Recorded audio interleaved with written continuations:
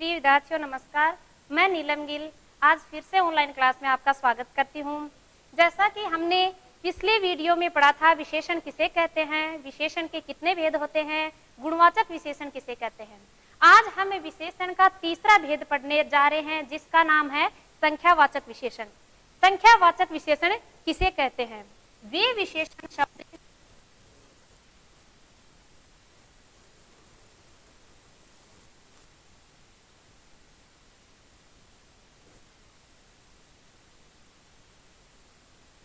जो विशेष्यों की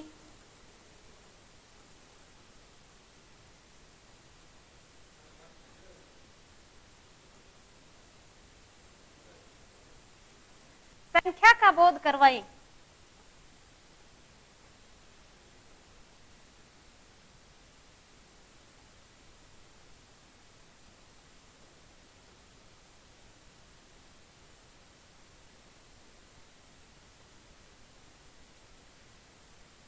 वे विशेषण शब्द जो विशेष्यों की संख्या का बोध करवाते हैं उन्हें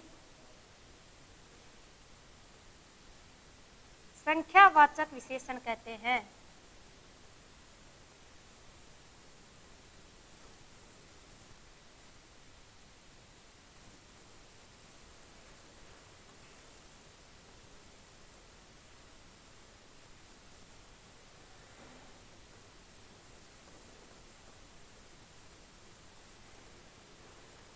वे विशेषण शब्द जो विशेष्यों की संख्या का बोध कराएं उन्हें संख्यावाचक विशेषण कहते हैं, चाहे वो संख्या निश्चित हो या अनिश्चित हो। जैसे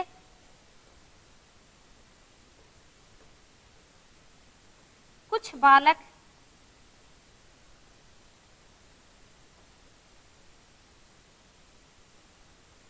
तीन पुस्तकें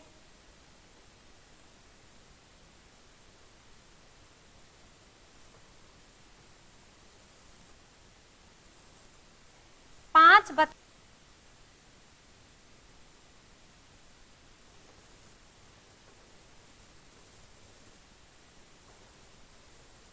आदि। तो यहाँ कुछ बालक, बालक कितने हैं? कुछ, तो कुछ शब्द क्या हुआ? संख्यावाचक विशेषण। पुस्तकें कितनी है? तीन, तो तीन शब्द क्या हुआ? संख्यावाचक विशेषण। बच्चे कितने हैं? पांच, तो पांच शब्द क्या हुआ? संख्यावाचक विशेषण।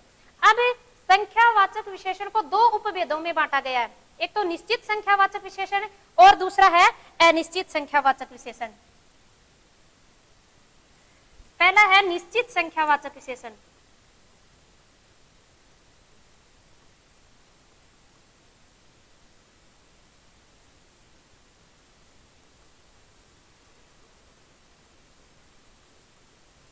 निश्चित संख्यावाची विशेषण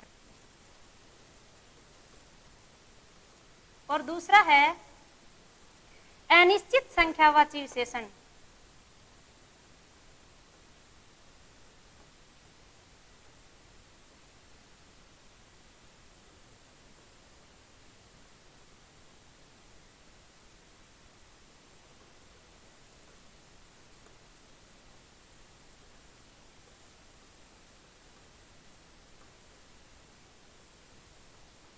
निश्चित संख्यावाची विशेषण किन्हें कहते हैं?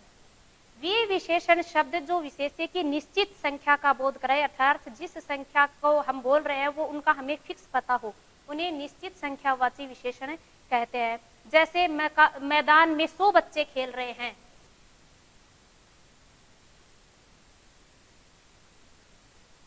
मैदान में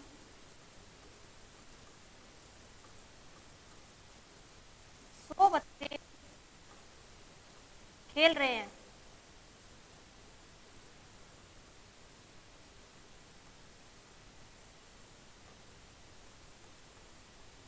अब यहाँ 100 शब्द क्या हुआ? विशेषण, संख्यावाचक विशेषण। हमें इन बच्चों की संख्या फिक्स पता है, 100 है, तो किस में आएगा? निश्चित संख्यावाचक विशेषण में। जैसे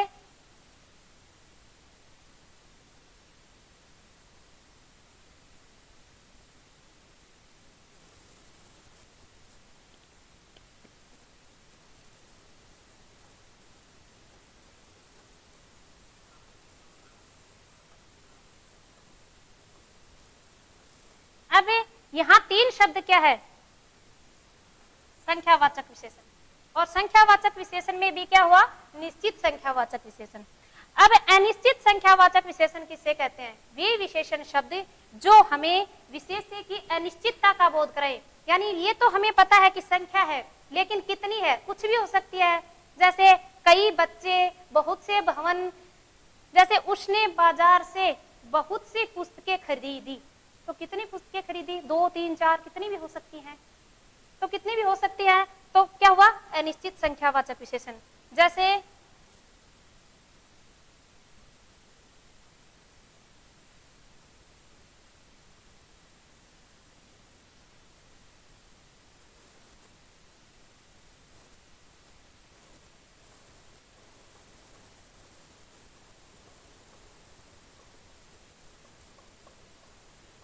प्रभावित हुए, ये वाक्य हमारा। तो इसमें विशेषण शब्द है हजारों। तो हजारों कितने भी हो सकते हैं, हमें फिक्स पता नहीं है कितने हजार है। तो यहाँ हजारों, हमें पूर्णतः ज्ञान नहीं है हजारों कितने हो सकते हैं। तो यहाँ कौन सा विशेषण शब्द हुआ? अनिश्चित संख्यावाची विशेषण।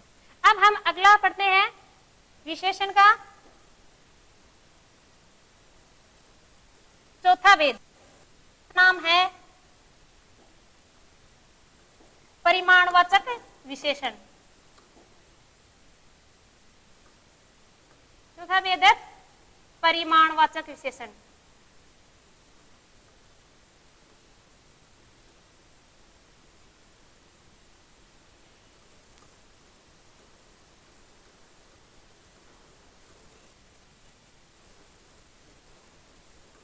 परिमाणवाचक विशेषण किसे कहते हैं? वे विशेषण शब्द जो विशेष्यों की मात्रा अर्थात परिमाण या मापतोल का बोध कराएं, उन्हें परिमाणवाचक विशेषण कहते हैं। देखो बेटा, संख्यावाची विशेषण में तो केवल वे ही चीजें आती हैं जिनको केवल हम गिन सके, जिनकी काउंटिंग कर सके, वो किस में आएंगी? संख्यावाचक विशेषण में। परिमाणवाचक विशेषण में वे ही चीजें आती हैं जिनको हम नाप सके या तोल सके। तो परिमाणवाचक विशेषण किसे कहते हैं? वे विशेषण शब्द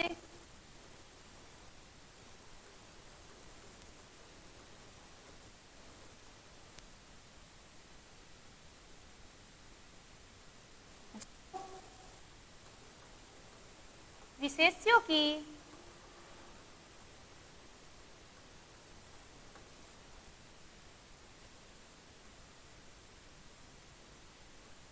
मात्रा अर्थात परिमाण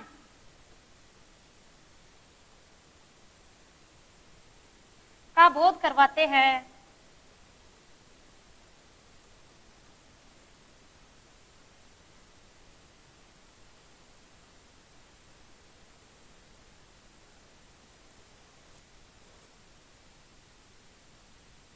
उन्हें परिमाणवाचक कहते हैं।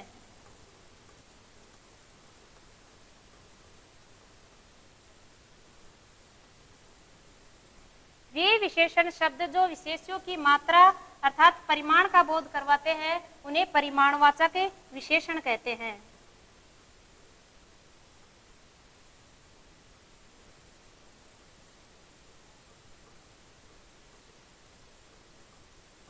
जैसे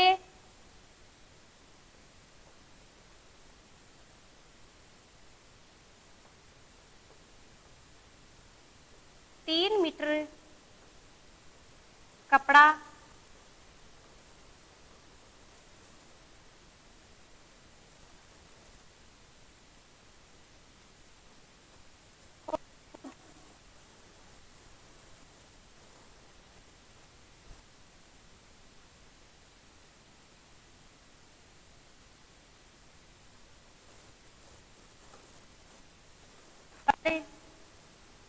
आदि।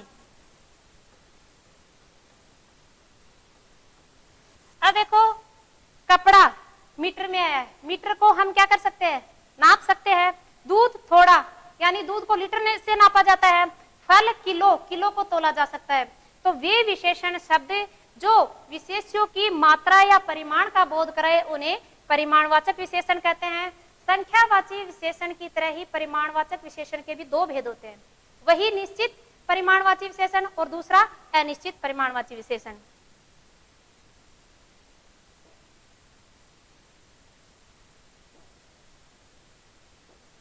पहला है निश्चित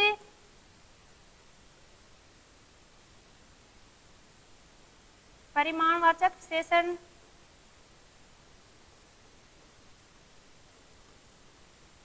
और दूसरा अनिश्चित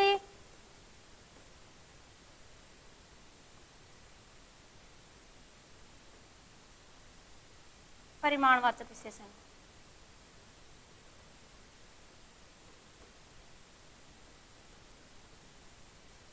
निश्चित परिमाणवाचक विशेषण किन्हें कहते हैं? वे विशेषण शब्द जो विशेष्य की निश्चित परिमाण या मापतोल का बोध करे उन्हें निश्चित परिमाणवाचक विशेषण कहते हैं, और वे विशेषण शब्द जो विशेष्य की अनिश्चित परिमाण या मापतोल का बोध करे उन्हें अनिश्चित परिमाणवाचक विशेषण कहते हैं। जैसे मुझे,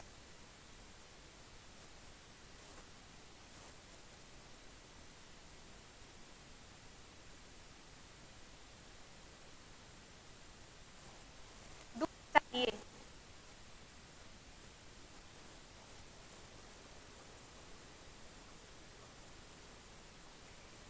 इस वाक्य में 2 लीटर शब्द है परिमाणवाचक विशेषण, और वो भी क्या है? निश्चित परिमाणवाचक विशेषण। जैसे उसने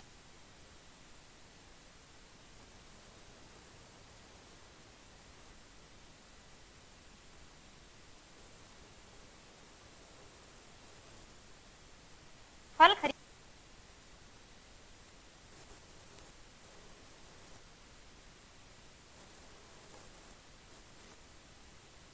शब्द क्या है? निश्चित परिमाणवाचक विशेषण, क्योंकि इसमें संख्या का हमें पता है, किलो है, किलो आते ही क्या होगा? परिमाणवाचक विशेषण में, और 5 है तो 5 क्या है? निश्चित।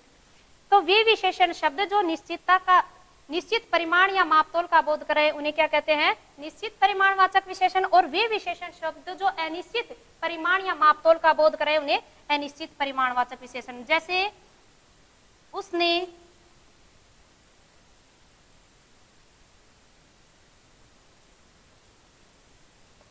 बहुत गज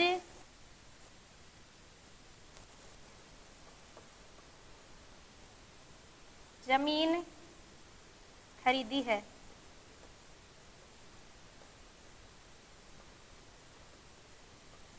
यहां गज को नाप सकते हैं, तो बहुत गज कितना भी हो सकता है, तो कितना भी होने पर क्या होगा? अनिश्चित परिमाणवाचक विशेषण। जैसे बाढ़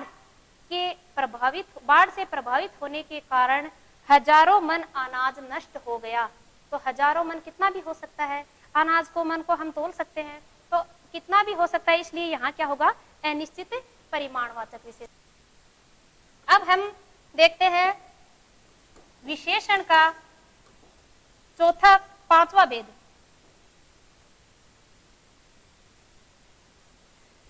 विशेषण का पांचवा भेद है संकेतवाचक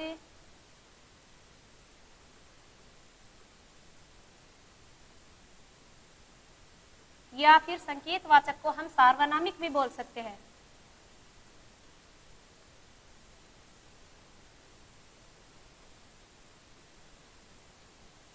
या सार्वनामिक विशेषण।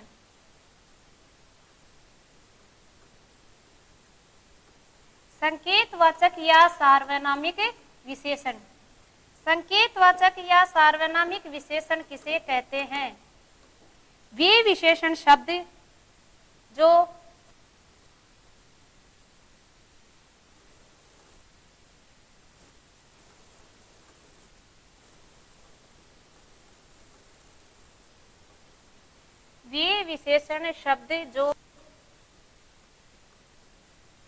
संज्ञा की ओर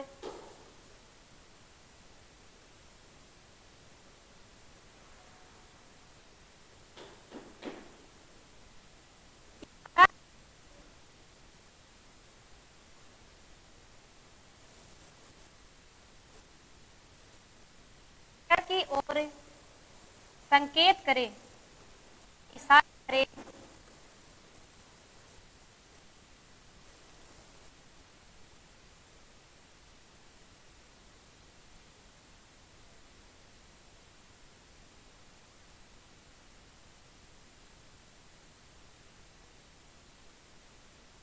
सार्वनामिक विशेषण कहते हैं।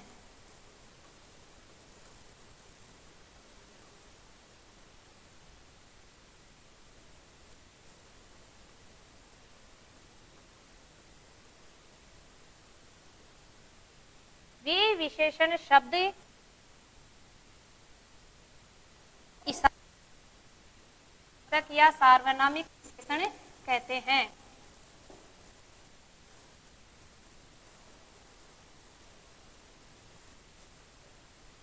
जैसे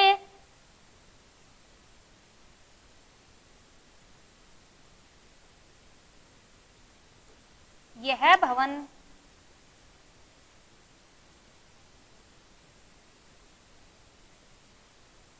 गुड़ा में स्थित है।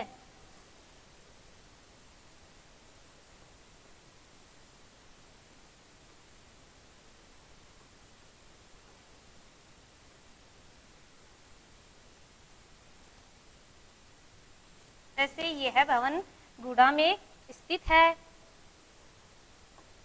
वह बालक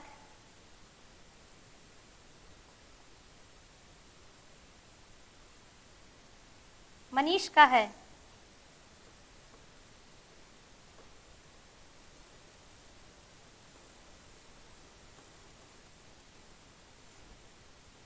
वे बच्चे या फिर वे पेड़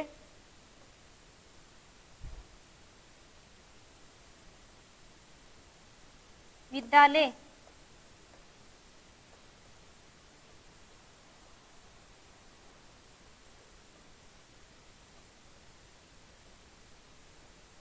मैदान में खड़े हैं।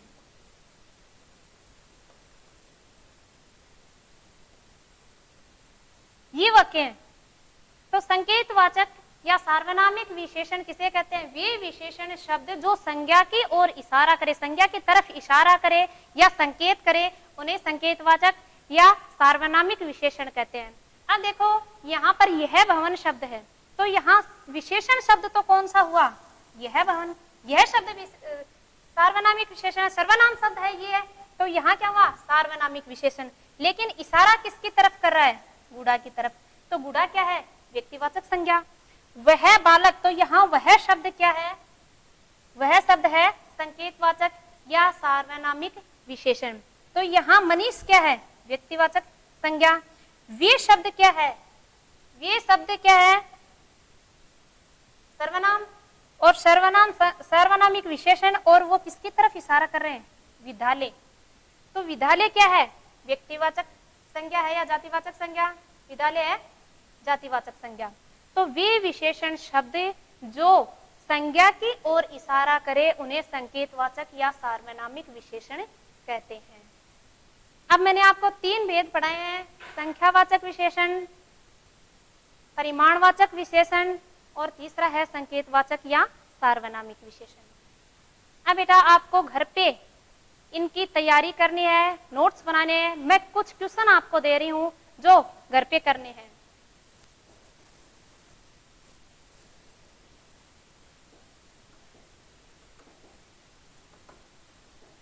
जैसे प्रश्न लिख रही हूं, विशेषण किसे कहते हैं?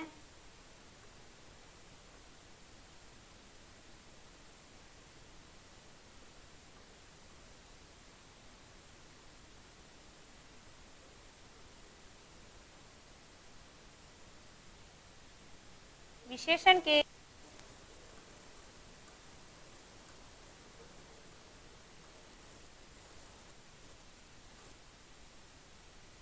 भेदों को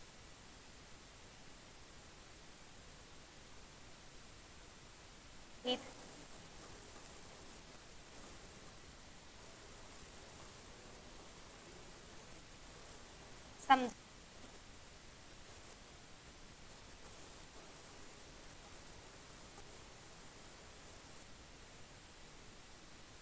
कुछ उदाहरण लिख रही हूं, जैसे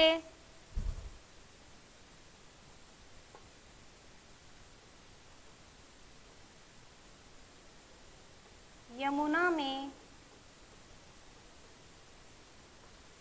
बाढ़ से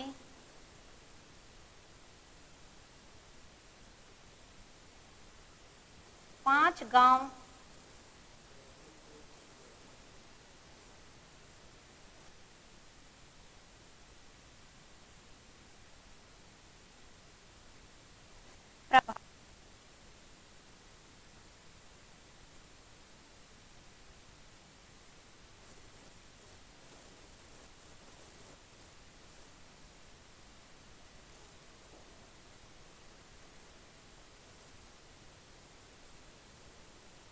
उसने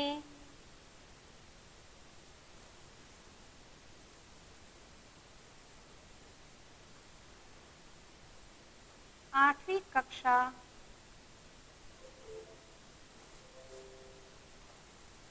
पढ़ी है।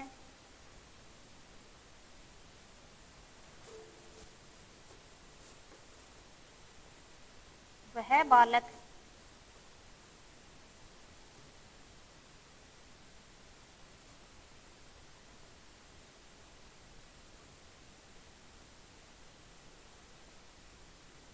विद्यालय जा रहा है।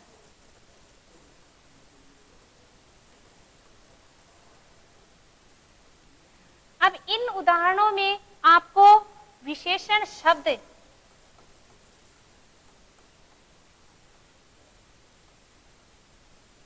विशेषण शब्दों को अंडरलाइन करना है और उनको परिभाषित करना है। आज के लिए इतना ही। Thank you.